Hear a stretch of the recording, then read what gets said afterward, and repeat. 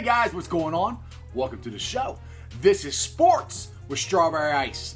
I'm your host, Jeff Trunapole.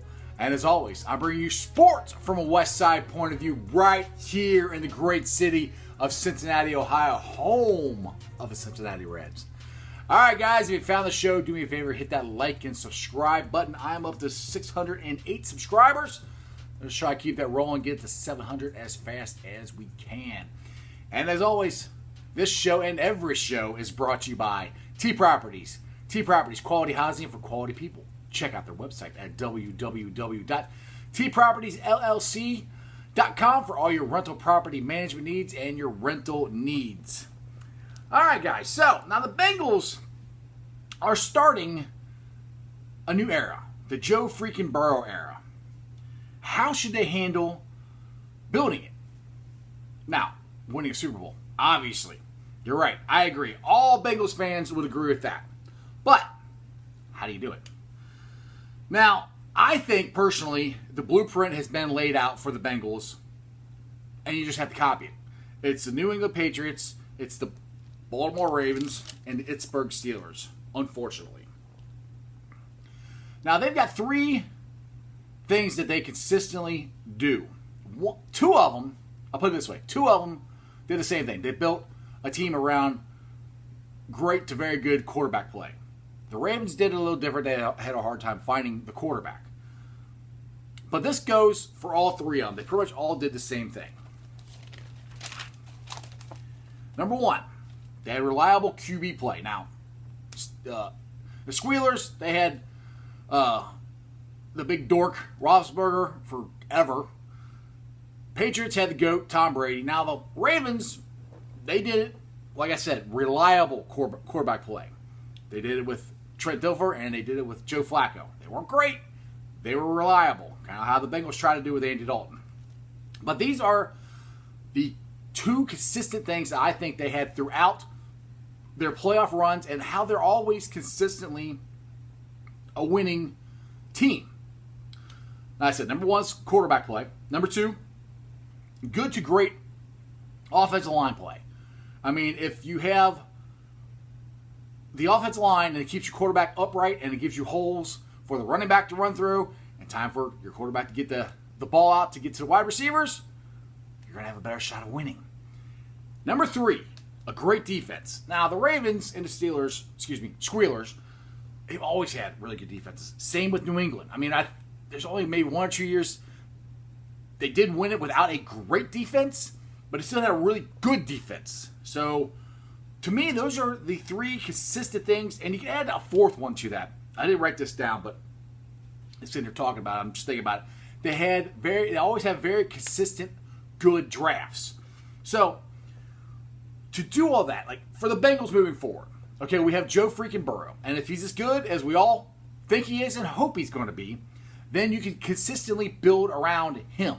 And everybody else, unfortunately, is interchangeable. So, it comes down to signing A.J. Green to a long-term contract. You probably don't want to do that because if you draft well, you can replace him. Plus, A.J.'s getting older. Don't get me wrong. I love A.J. Green.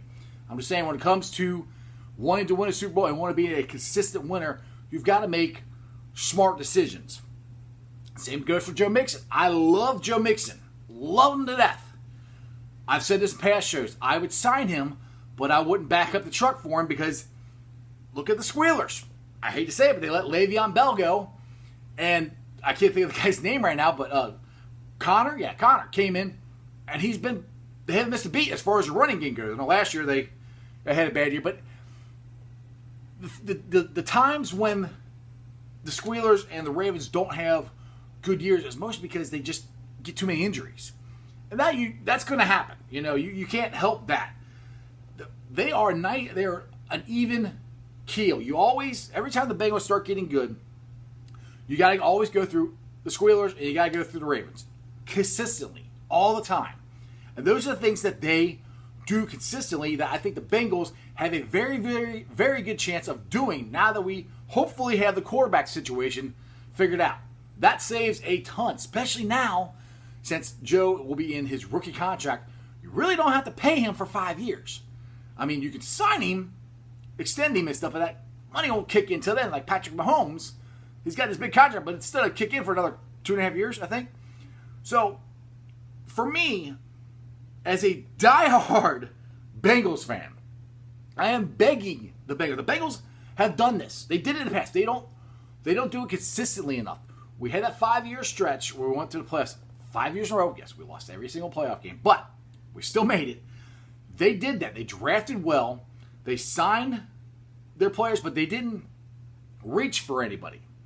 Now, they tried to do that when they let Whitworth and Zeitler and Sanu and Marvin Jones go. The problem was they didn't have anybody to replace them.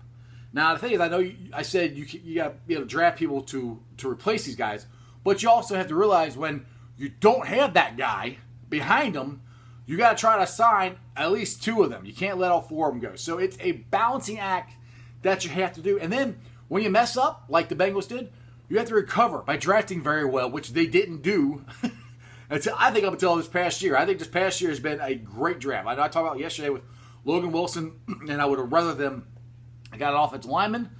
But from everything I've seen, Logan Wilson seems to be a very good pick and a very good linebacker.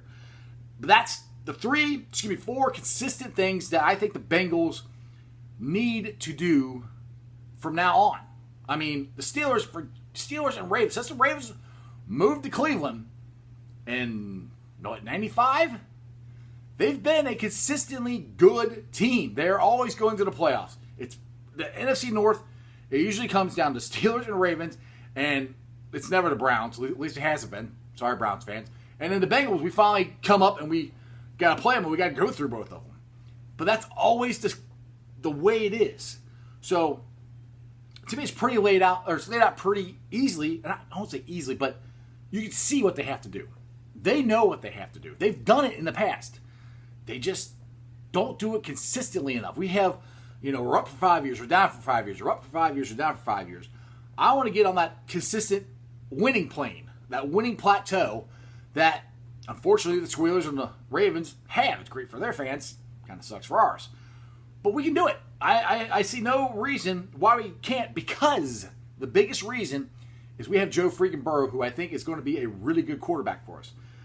Now, if I'm wrong, then everything I said just goes out the window. But you still have to get a great offensive line and great defense. Now, they addressed that in the offseason with the defense and the free agency and everything. So we all know the defense has been terrible, and we all, including myself, I know, are worried about the offensive line. And like I said in past years, I hope I'm wrong. I hope they're right. I hope Fred Johnson and the offensive line is a lot better than I think it's going to be. I mean, it's going to be better than last year and the year before that, because we got Jonah Williams back. Not Bobby Hart. The center, I can't think of his name right now. Those guys are 2 staples that we're going to have moving forward as far as the offensive line goes.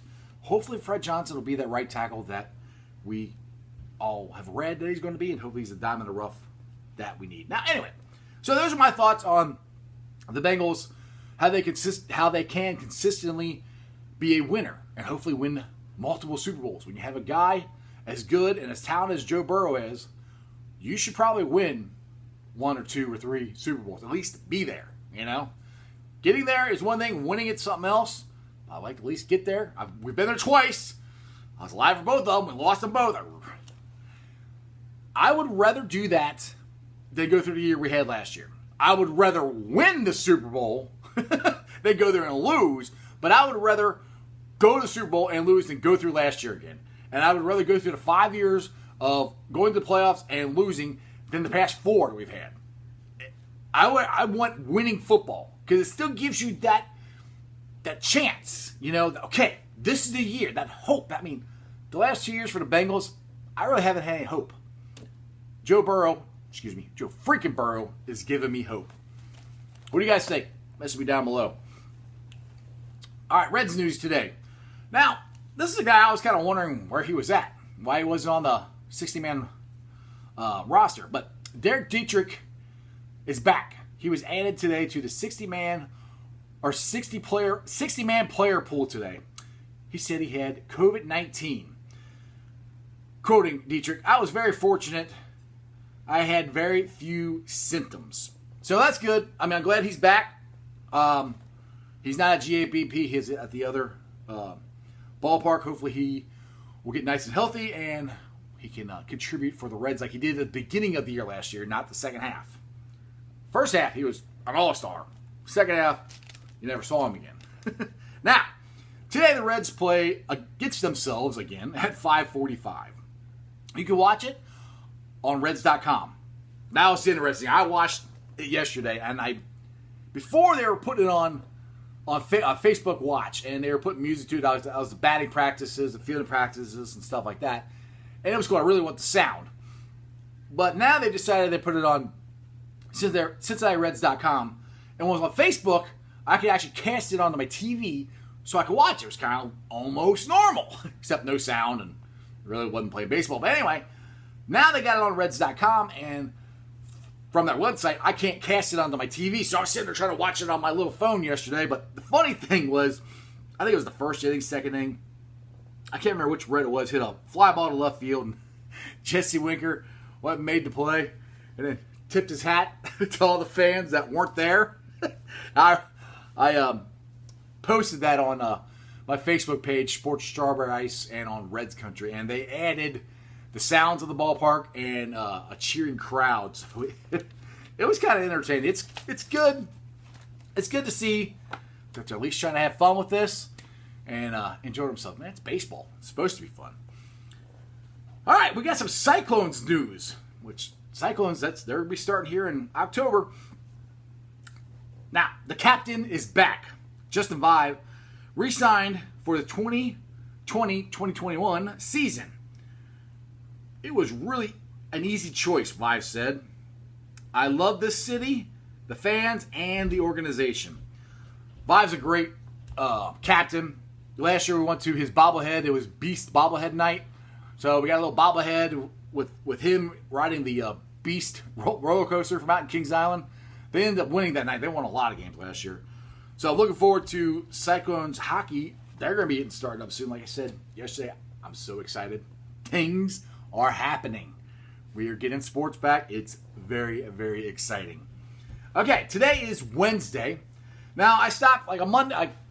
I typically have 3 shows that I do something. Monday is what's the best thing you saw in sports over the weekend. Wednesday is your sports hump, meaning, it's middle of the week. What's that sports, that thing that excites you to get you over that hump, to get you to slide into your sports weekend. And the one I kept doing was Zeke of the Week on Friday.